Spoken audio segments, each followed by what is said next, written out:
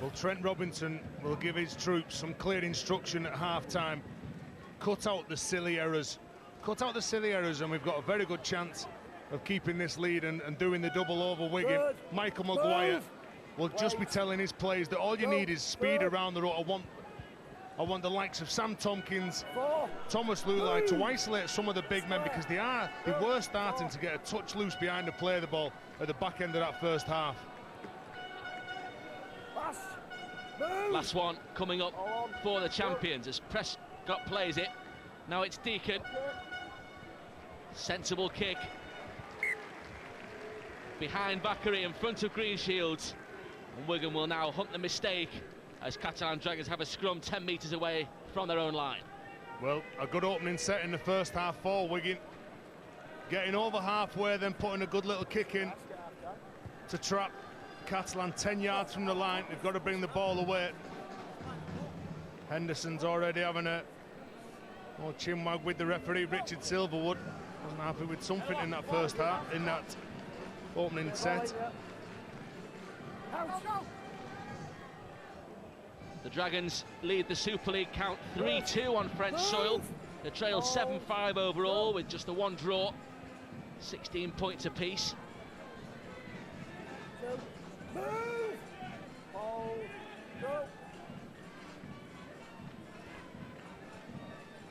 Michael Simon put in his place there by Lima. Pelissier. Forward in the tackle initially there for Wigan. Bring Payer to the ground. Sarr. Good ball from Menzies. He can read the game so well, Menzies. Has the skill set to find the players he wants as well. True legend of the game. And still running around like a teenager, Steve Menzies. So both teams now had a touch of the ball, managed to get to the kicks. I'll please both coaches. Jeff Lima's got through an awful lot of work in that first half. He started the second half exactly the same. Deacon. That was Finch, gets the pass away. This is ominous for Wigan again. Here is Carmont, cuts back inside, backs himself. George Carmont had support. The ball goes behind Deacon, who loses footing, tidied up by McAlorum. Tackle count will continue. Almost a fumble there from Chewson. McAlorum again. Deacon. To the air they go.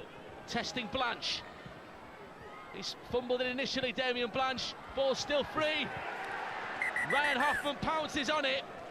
Catalogue of errors for the Catalan Dragons. And has Ryan Hoffman profited? Well, I don't think this ball was grounded by a Catalan player. I'm sure Hoffman didn't knock the ball forward. But when Pat Richards was challenging Damien Blanche, does he knock the ball forward? Well, there's the kick from Deacon. Just look at the accuracy of this kick. Blanche, he's not bothered about the onrushing Pat Richards. He focuses on that ball. I don't think they ground that ball. I think this could be a try for Ryan Hoffman. I'd like to have a look at Pat Richards again. Does he actually make contact with this ball and knock it forward? Well, you can see that they're onside. There's Richards, he's pressuring Blanche. Who does that ball come off? That's the question. I think Blanche. I think it comes off Blanche, because you can see the reaction straight away from Pat Richards. He puts his hands up. Here's the decision. Richard Silverwood waits, Ryan Hoffman waits. You're going to look at the grounding now. Well, does he ground that ball with his left elbow? Here you can see it's Setama to Sarr. Greenshields lose it, goes under Sarr. No. This is a big call for Ian Smith. There's nobody in control of this ball here. Here. Does he ground it there? I don't think he does. Greenshields tries to stop the ball. No, he's saying he's grounded it. Well, 15 minutes to go, nothing in this game at all. O'Loughlin keeps possession this time. McAlorum, delayed pass. Luluai.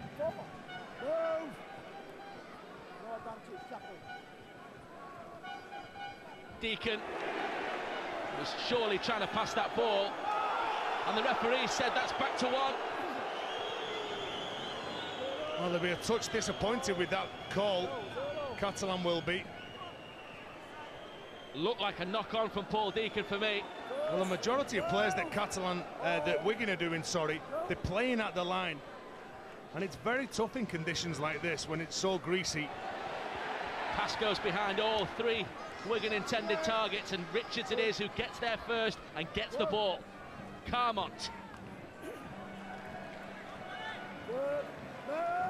Catalan defence swarming all over him, led by Setimata Sarr, Jean-Philippe Bale. Here is Luluai. Now it's Farrell. Inside the last 15 minutes in Montpellier. Back to one again, says the referee Richard Silverwood. 6 more for Wigan. Farrell again. Well, Catalan not allowing Wigan to make the plays that they want to make. McAlorum picks out Luluai. Here is Deacon. Now it's Sam Tompkins on a hat-trick, of course. Sam Tompkins gives it to Joel Tompkins. He can't hold on. Giroud has it, but for how long? Well, good read from Josh Charnley. But do they come back for the original knock-on from Tompkins? Josh Charnley not letting Scott Giroud get to ground to play this ball. He forces him out. I think the referee surely must go for a Catalan head and feed from the mistake from Tompkins. Well, Giroud has the ball. Surely there was no advantage as the blood pours from the nose of Gregory Muniz there. It's a scratch.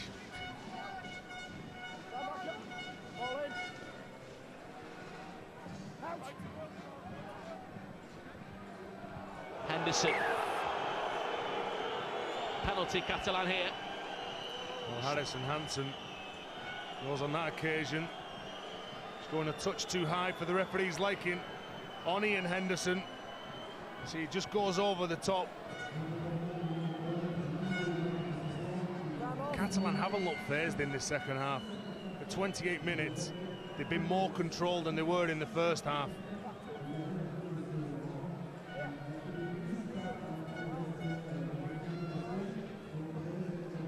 There you can see simple little play from Henderson,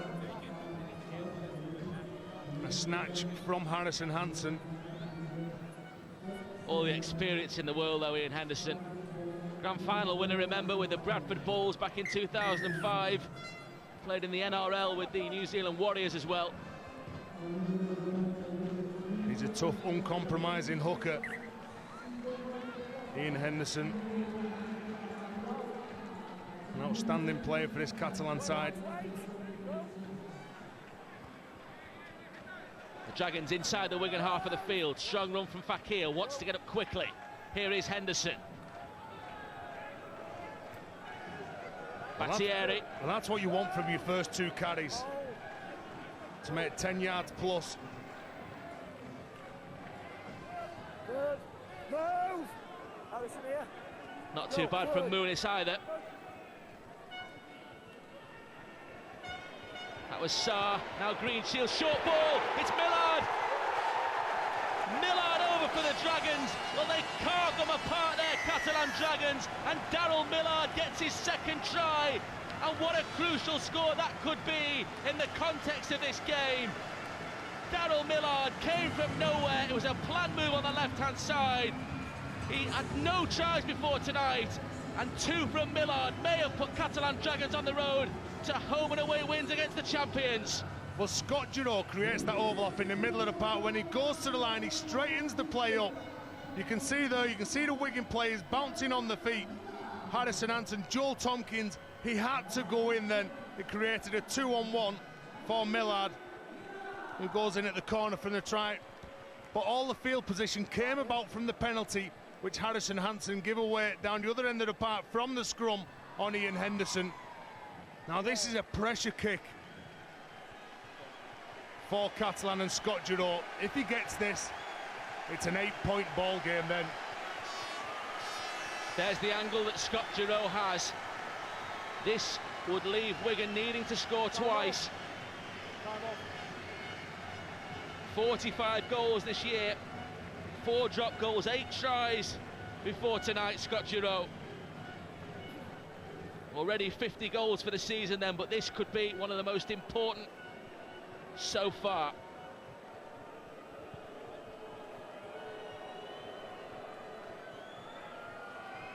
Takes his time.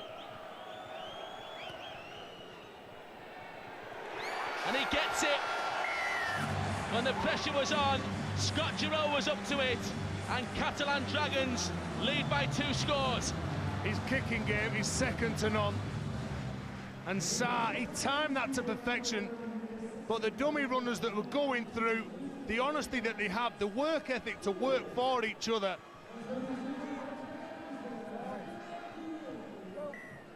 Up the jumper time from the Dragons.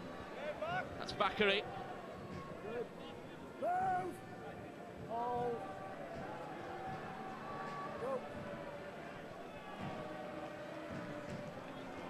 Well, this defeat will upset Michael Maguire. Wanting to keep the pressure on Warrington at the top of the table. They've still got the game in hand against Castleford, but they've only suffered 2 defeats this year. They've had 2 draws. Magnificent win for Catalan and Trent Robinson. Scott Giroux's kick caught on the full by Sam Tompkins. Has Battieri for company, has Ferriel for company. It's the wrestling style lift there. Time running out though for Wigan. Deacon. This crowd in Montpellier can sense a famous win is just 90 seconds or so away. Deacon. Into the Catalan half of the field in the shape of O'Loughlin. Oh. What a hit there from Battieri. Oh, what a shot. Well, it's on now. Jean-Philippe Bale, he was in at Hoffman. That was a magnificent shot. We said at the beginning of the game that it was going to be a physical contest. When you can pull off a shot like that on someone who, when he has the ball, looks like he's running on hot coals in Sam Tompkins. Sean O'Loughlin now having a disagreement with Jean-Philippe Bale. I love defence when it's like that.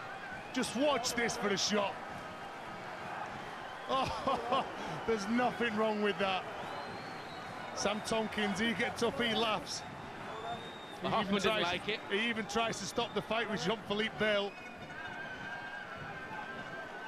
Do you know, you put your hand up yourself when you know that you've had a shot put on you. It's exactly what Sam Tompkins did then. He laughed about it. You talk about defence, pushing from the inside and getting a shot when you're not aware. Good effort.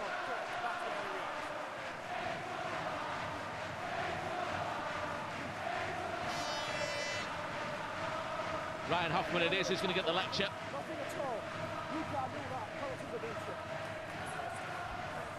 Catalan Dragons have the penalty. Well, when you hear coaches talk about you forcing teams to play early, that's exactly what they go on about. When they get the defence pushing and working really hard from the inside, pressuring the ball carrier. Well, in the first half, it was Thomas Lulaway and Sean O'Loughlin who threw themselves around.